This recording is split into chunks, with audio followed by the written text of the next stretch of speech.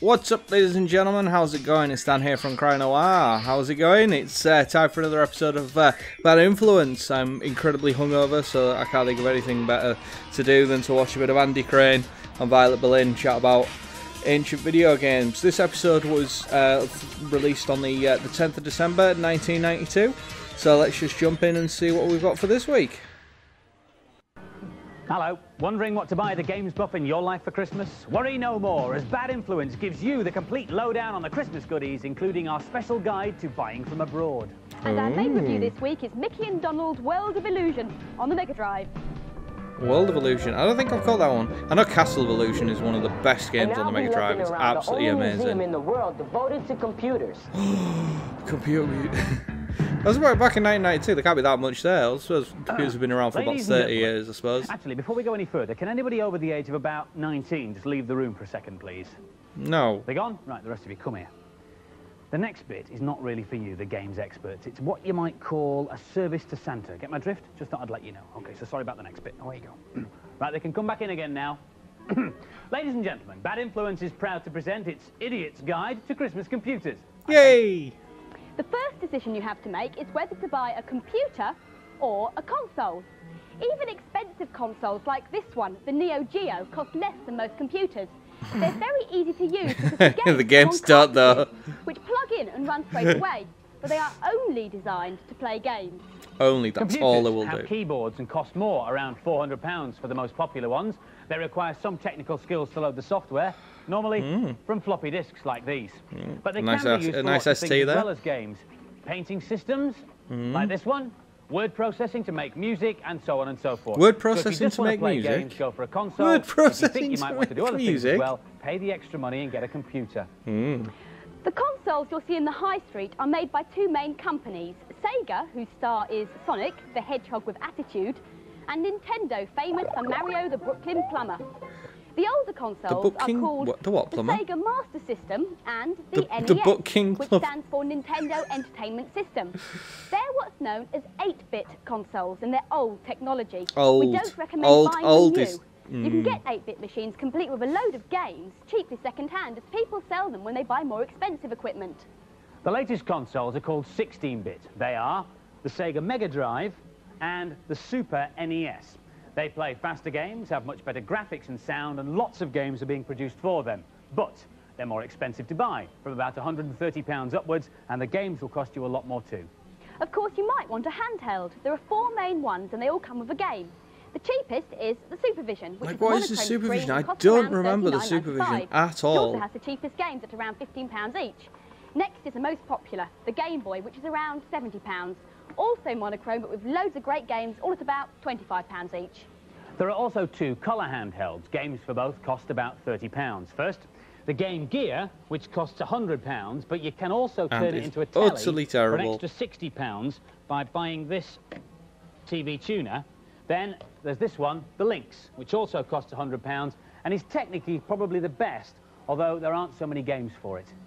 Whichever system or handheld you buy, we recommend one bundled with a game. The tracking is always shocking. Cheaper than buying the games separately, but do make sure they're actually games you want to play. And also, otherwise you would just have a brick. Don't buy anything advertised cheaply as discontinued or old stock.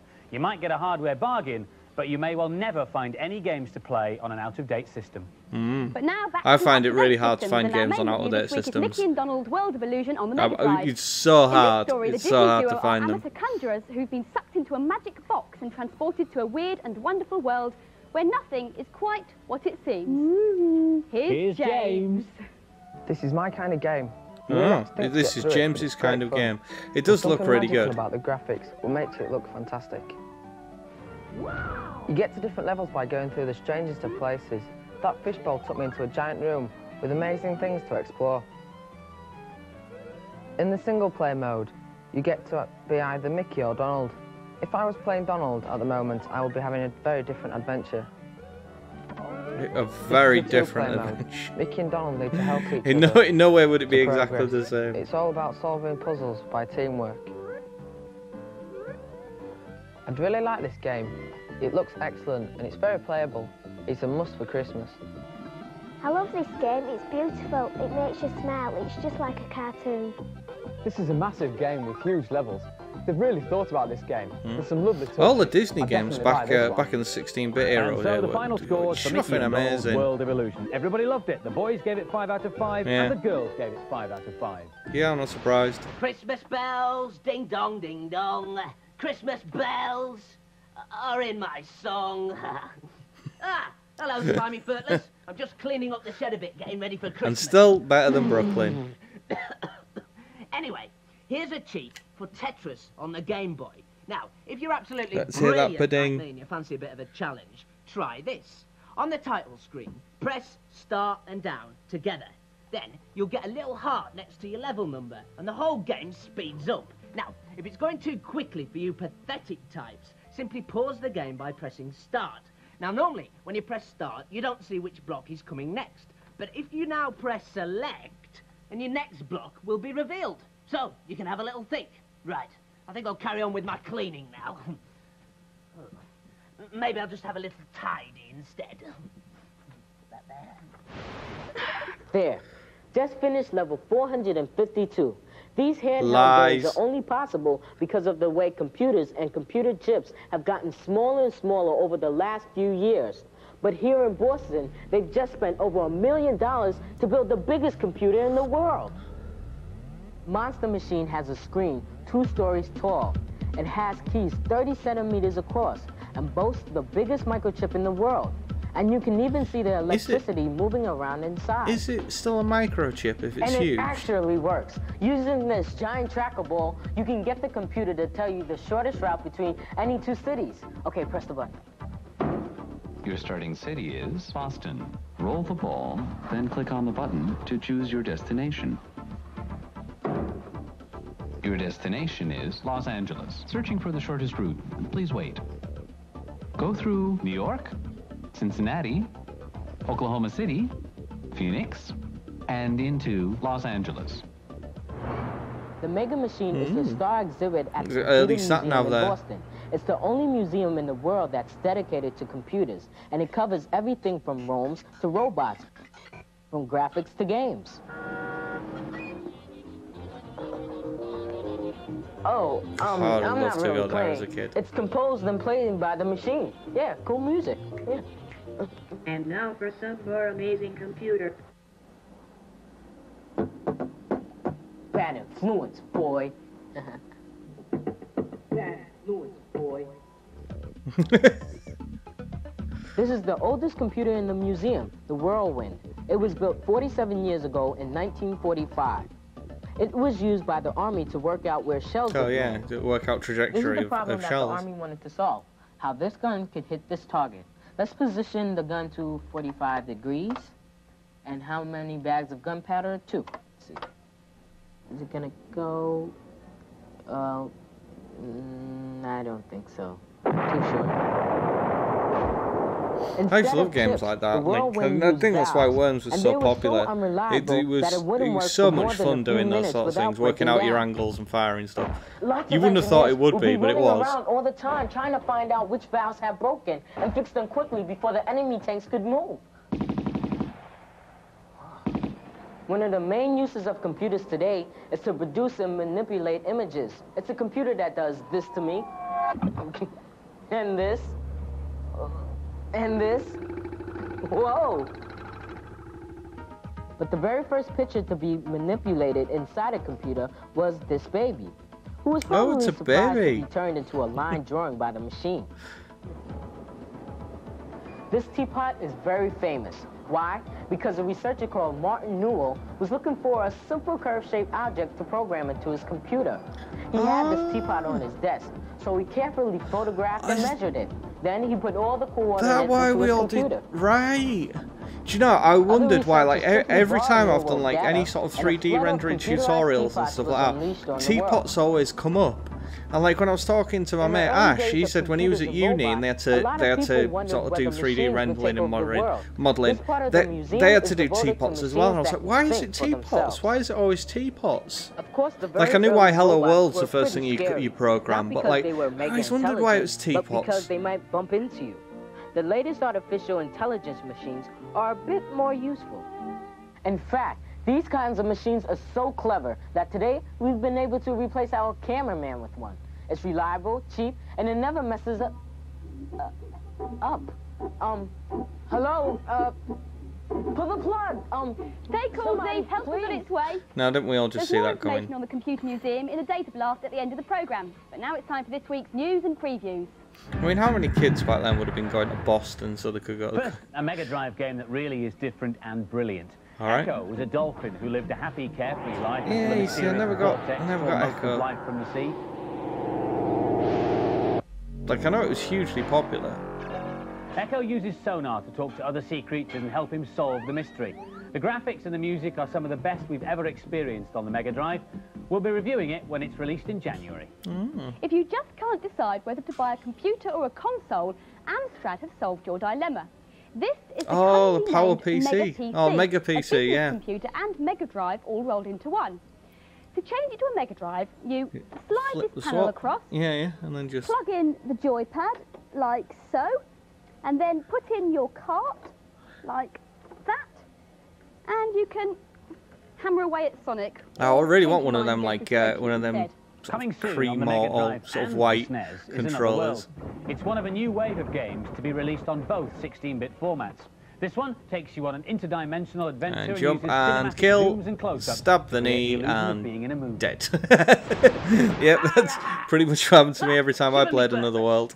This is a cheat for Monkey Island 2 on the Amiga. Classic. Now, this game comes with 11 discs, but if you want to cutlass, sword, chop, attack, kill, sorry, if you want to cut out the actual game, I love then try this. At the beginning of the game, press Alt and W together. You'll skip the entire game and win, and then you can give your 11 discs to your mum and dad's placemats. Now then, where's that treasure? Alright. Yeah, I'd never completed Monkey Island 2. Completed Monkey Island 1, but never completed Monkey Island 2. Go away now, treasure. Somewhere out here. I seem to think at the end you find out it was all a dream or something horrendously contrived like that. Now this is my treasure, now go away! Now for some more games reviews. As Doctor Who returns to our telescreens, here's a new game for the Amiga, the Sylvester McCoy, and the PC. Doctor Who Dalek Attack is a mid-price shoot-'em-up in the arcade style. Here's Amanda to tackle the Ogrons and the Daleks. Alright. This has been very well animated and the sound's good. The graphics are a bit patchy in some places, and it's very hard. For instance, these monsters take ages to die. Now I'm in London, and it's full of Daleks. As everyone knows, bullets have no effect on Daleks, so I need to get some more serious weapons. At the moment, I'm trying to find some serious firepower. This is more energy. I'm just getting some more energy now. You find yourself firing more or less constantly at this game. My arm is starting to hurt by now. This game is pretty relentless. There's always something to shoot at, and this can get a bit tedious after a while. I might buy this game. That's alright, actually. It's very good value, but it's not the most exciting game in the world. As a fan of Doctor Who, I was really keen to see this. Strangely enough, you look like a fan of Doctor Who. But the enemies are excellent and the sound makes it work. I don't like this game. It's much too hard, and it's difficult to keep track of the Doctor against the background. And the scores for Doctor Who, the boys gave it 3 out of 5, and the girls gave it 3 out of 5. Only average scores, I'm afraid. Oh, so, well, 16 quid. Oh no, this is crap. Look at that. Look at how horrendously floaty and slow it is. Where would we be without men? Here's Alex to play the brave knight, Dirk the Daring. A little bit of a patriarchy joke there. It's a hard game that you've really got to work at. I've seen this on the Amiga, but this system's a lot better. It's got great graphics and excellent sound. I think you're being a bit kind there. there. Like the original arcade version, but don't let that put you off. The sprites move really well, and the whole game is smooth scrolling. There are some lovely monsters in here, and the main sprite, Dirk the Daring, has a really unusual look. Maybe it looks a bit easy, but believe me, the sword's very hard to control. One of my favourite sprites is this little fluorescent monster. You've got to hit him with your sword, and kill him, and then you can run through to the end of the level. If you want a game that'll take you about 10 years to complete, then this is definitely it. It's not perfect, but it's not far off. That's terrible. I thought this game was extremely hard, and the sword was a bit hard to control. I think it looks really good though, and I love the main character. Yeah, I mean the Dragon's Lair games always looked good, but they were just I like the way the hero moves. They were terrible. And the scores for Dragon's Lair, the boys gave it a very good 4 out of 5. 4 out of 5. And the girls also gave hell. it 4 out of 5. Ah, Bertlers, you catch me in the middle of writing my Christmas card list to my many friends and acquaintances. Andy, no, I don't think I'll bother this year. Violet, no, she didn't send me one last year. Zed, no, you can't spell his name. Oh, that's everybody. Oh well. This is a go faster cheat for exhaust heat on the SNES. Now it only works when you're already going flat out. What you do is hit the L and the R buttons together to go even flatter out, up to 400 kilometers an hour. Right, I'm very busy. I've got to carry on with my Christmas preparations. That's not really a cheat, is it? Aha! Spiky! Dear Spiky. Sad man. We've had a lot of letters and calls to the office recently asking is it sensible to buy computers and games from America because they're so much cheaper there. Helen Pitt of Lancaster asked, please, can you tell me whether or not American Mega Drives work in England? My dad says that they wouldn't because the electrical currents here are different. Is there anything you can do to change them? Well, the answer is, Helen, so it's complicated, right. but we'll try and explain it to you. Let's take as an example the machine you were talking about. The American version of the Mega Drive, or as they call it in the States, the Genesis machine. Now, including Sonic the Hedgehog, it will cost you $120, which, at the current rate of exchange, is £78.42. In Britain, the same package costs £129.99. So at first glance, it looks like a real bargain. But when you bring an American machine into Britain, you have to pay something called import duty and VAT, which makes the total cost... Unless it's in your suitcase and nobody sees it. £97.31. And that's the price we import it at. And you've got an American machine designed to run on American electricity, which uses different plugs. So, to use the American machine in this country, you'll need a British power plug, which costs around £15. So your total cost is now £112.31. The other problem is that the American TV system is different to ours, so the Genesis won't work with an ordinary British TV. It's possible to get the machine converted, but it's very expensive. However, some modern TVs have a special connector called a SCART. If you buy a SCART lead, another £10, you can connect them up. It should work, but you might have a black border top and bottom, and on some tellies you'll only be able to get a black and white picture. And your total cost now is £122.31, a total saving of just £7, and you've no guarantee. The American Super NES will cost you, including duty and tax, £113. It looks cool as fuck, though. You'll still have to buy the SCART lead, and with the SNES, you'll need professional help to rewire the mains lead. SNES carts are different in America too, look. They're bulkier, they're a slightly different shape, and they've got protection circuits built in. So, Violet, you are very welcome to that. Thank you very much. To run British SNES carts on your American machine, you'll need one of these, a converter. Another £15 or so, but then you'll need an American game to get round the protection. So put that in. It works like that. So that brings the total cost of an American SNES to £158.53. And that's £10 more than the British SNES. And although but it looks a lot cooler, most Mega Drive games will run in any country, we've heard that Sega are to start also building in protection. But what about handhelds? The machines and the games are universal, but you will still have problems with the power leads and TV tuners. And the oh, you see, I bought my Game Boy from Australia. I wish I still had that. Whatever game or machine you're thinking of buying in any country, check it out first in the Bad Influence magazine. We've also got information from today's programme in the Data Blast, and if you send us a stamped addressed envelope, we'll send you a printed fact sheet. Last week's competition was to win a Menacer, a gun attachment for the Mega Drive, plus some software and the fabulous Bad Influence t-shirt. We asked for the name of the actor who played Indiana Jones' dad in the movie. Sean Connery. Sean Connery. Thank you very much indeed. The first answer correctly identified by our random selection system came from Chris Benfield, who lives at Windy Ridge, East Grinstead, West Sussex. Well done, Chris. Who we've now doxed. In this week's competition, we're giving away 3 Atari Lynxes with Batman Returns. The question is this. The British TV transmission system is called PAL. That's P-A-L. What is the American TV transmission system called? NTSC. Send your answer in a postcard or sealed down envelope to the usual address. You see, it's handy learning all these things. I don't know why it's handy, but, you know, I could have potentially have won a Lynx back then. So there we go. That was another good episode of Bad Influence. I love watching Bad Influence. It's so cool.